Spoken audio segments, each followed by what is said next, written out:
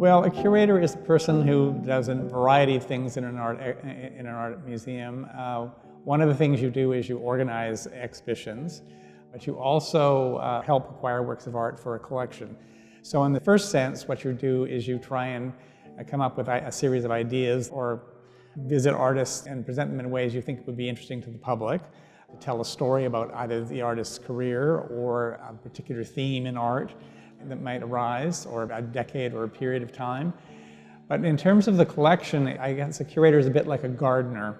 A gardener is someone who looks after a garden and makes sure it thrives and prospers. So you might bring in new plants, or you might decide to weed out old plants, and so on. And this is one of the things the curator does. You tend to try and shape that collection, usually starting with what you began with. And a good example of that, for example, is how I've dealt with Emily Carr. Vancouver Art Gallery has an extremely large collection of Emily Carr's work, 254 works. Some 165 of those works came as one body of material in 1942, the so-called Emily Carr Trust.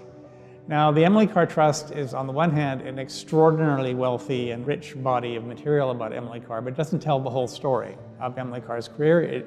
The earliest work in the Emily Carr Trust is 1908, and she did work before then, and the latest is in the 1940s. It also only included one work from the period of about 1913 to 1927.